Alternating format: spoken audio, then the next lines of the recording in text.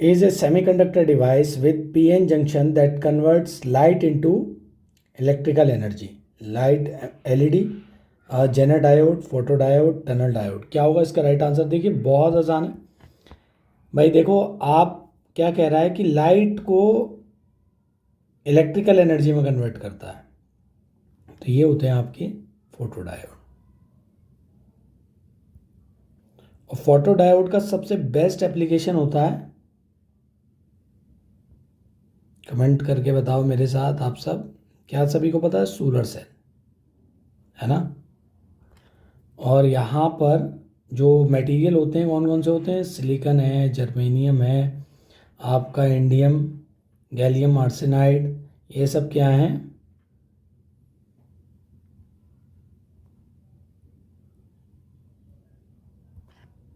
Photo diode के example. Option number C is the right answer. ठीक है, चलो नेक्स्ट क्वेश्चन पे चलते हैं.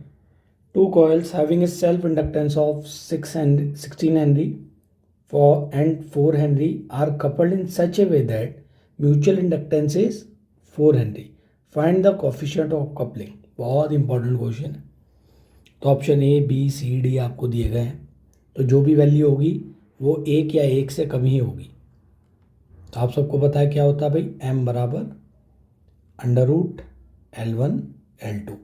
तो म्यूचुअल कितना दिया गया है हमें? 4 हेनरी. L1 L2 कितना दिया गया है? 16 हेनरी. L2 का वैल्यू कितना दिया गया है? 4 हेनरी. तो यहाँ वैल्यू पुट कर दो आप. 16 × 4 = 64 और उसका रूट कितना आएगा? 8, 0.5. Option number B is the right answer. चलिए कमेंट करके बताना आइडियल वैल्यू क्या होती है के की. ठीक है, चलिए next question. In DC machine dash serve a return path for the pole flux, pole shoe, yoke, pigtail, pole face. तो देखिए ये जो आपका ऊपर का पार्ट होता है मशीन का, ये जो ऊपर वाला पार्ट है, देखा होगा आप सबने,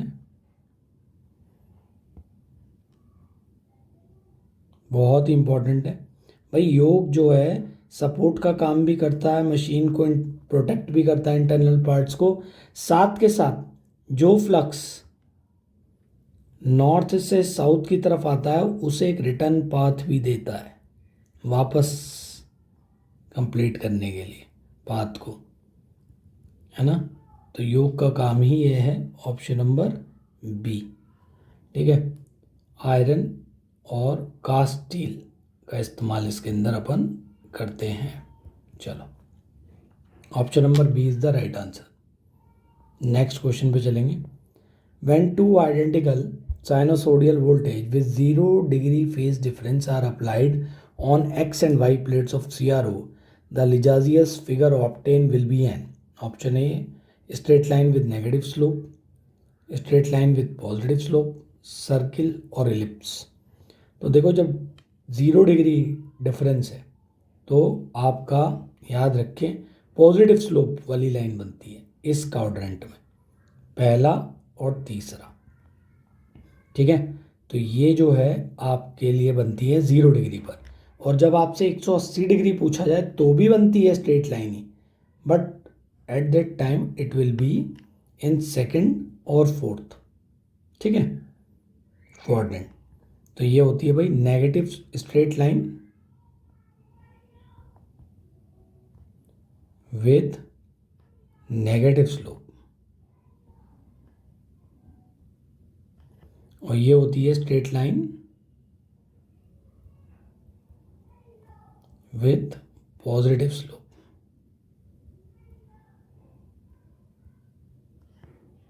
ऑप्शन नंबर बी जो है वो राइट आंसर. ठीक है, ऑप्शन बी यहाँ पर राइट आंसर है.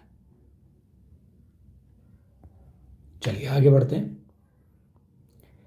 विच of the following is a new non fusion welding, मतलब जिसके अंदर किसी मीडियम का यूज़ नहीं किया जाता, है ना.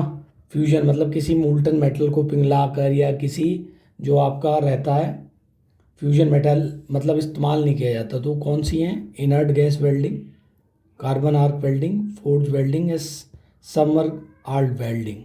तो इन सब में आप देखेंगे फ्लक्स का इस्तेमाल किया जाता है, लेकिन ये जो फोर्ज वेल्डिंग होती है, फोर्ज, ऑप्शन नंबर सी, ये भाई आपका नॉन फ्यूजन है। नॉन फ्यूजन में देखो आपकी आती है फोर्ज वेल्डिंग,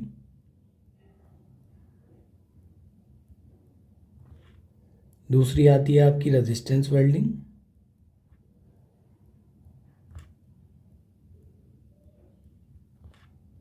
तीसरी आती है flash welding,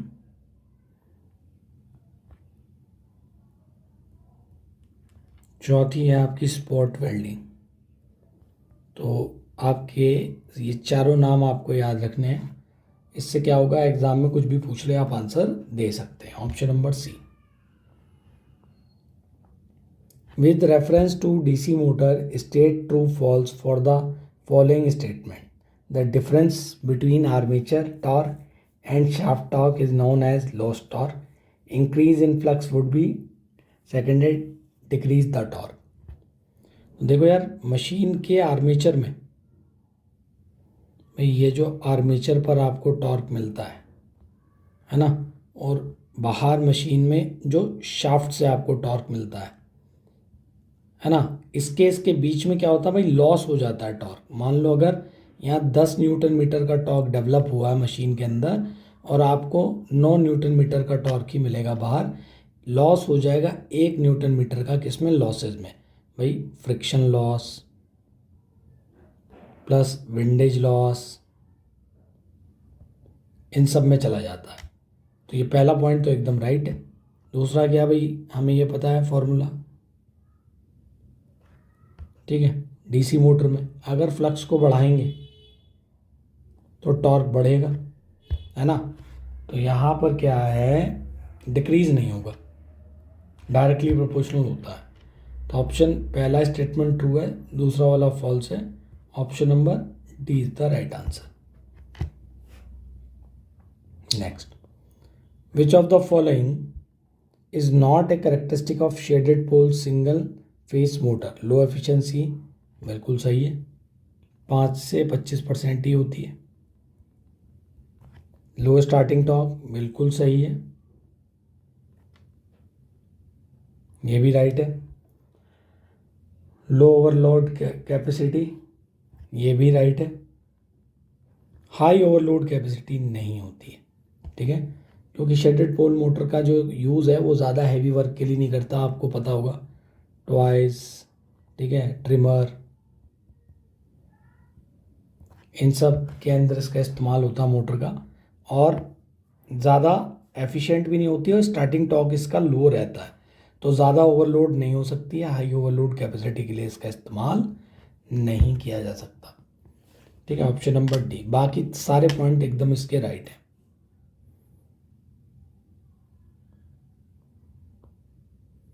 A three-phase induction motor has 8 pole and it's run on a supply frequency of 60 Hz.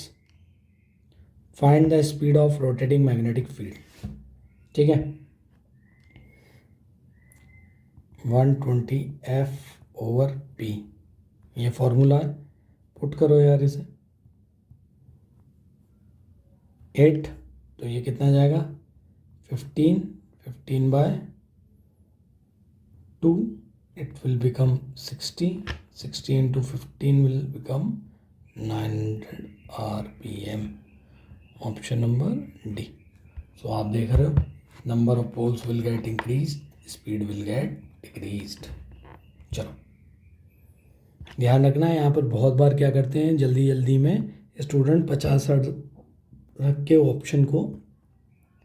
Question को अटेम्प्ट करते हैं, और जो कि आपका गलत हो जाएगा आंसर, वो आदत में है। तो ये ज़रूर देख लें फ्रीक्वेंसी क्या दी हुई है, एग्जामिनर यहाँ गेम खेलता है।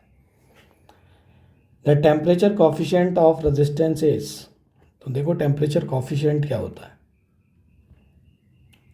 भाई, कॉफिशिएंट के बढ़ने पर रेजिस्टेंस या तो बढ़ रहा है तो बोलते हैं पॉजिटिव कॉफिशिएंट, ठीक है। अगर रेजिस्टेंस की वैल्यू, ठीक है, घट रही है टेम्परेचर के बढ़ने पर अगर रेजिस्टेंस बढ़ रहा है तो बोलते हैं पॉजिटिव कोफिशिएंट। अगर रेजिस्टेंस टेम्परेचर के बढ़ने पर रेजिस्टेंस का वैल्यू घट रहा है तो बोलते हैं नेगेटिव कोफिशिएंट। ठीक है, तो आप देखेंगे जितने भी मेटल होते हैं हमारे, temperature increased, resistance increased, alpha का वैल्यू पॉजिटिव। ठीक है, जितने भी हमारे सेमीकंडक्टर्स होते हैं, temperature increase, resistance decrease, alpha का वैल्यू नेगेटिव। तो सिलिकॉन क्या है? सेमीकंडक्टर है, यहाँ आएगा नेगेटिव। कॉपर क्या है? मेटल है, पॉजिटिव, तो क्या होगा? Negative positive. Option number D is the right answer. चलिए,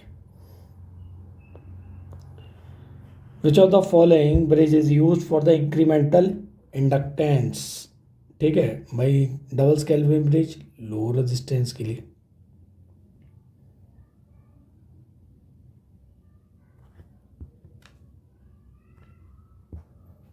ये भी कैपेसिटेंस को कैलकुलेट करता है जिसकी परमिटिविटी हाई होती है। डी शॉर्टी ब्रिज कैपेसिटेंस, और ये करता है आपका इंक्रीमेंटल इंडक्टेंस को कैलकुलेट।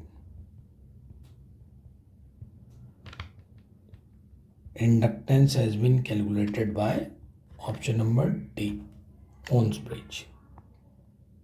ठीक है, a dielectric material is allowed to accumulate the charge through a 2.5 ampere current, how much time it will be required to accumulate charge? क्यों? अरे यार ये तो बहुत ही आसान है ना। तो यहाँ पर क्या करना है बस आपको,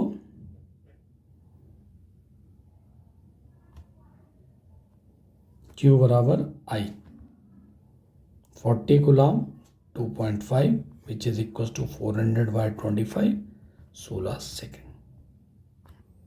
इतना समय लगेगा। Option number A is the right answer. The unit of reluctivity is, बहुत आसान है, टाइम वेस्ट नहीं करेंगे। Option number D, metre per henry. The current plug setting usually range from 10 to 70 in a step of dash for earth leakage रिलेस।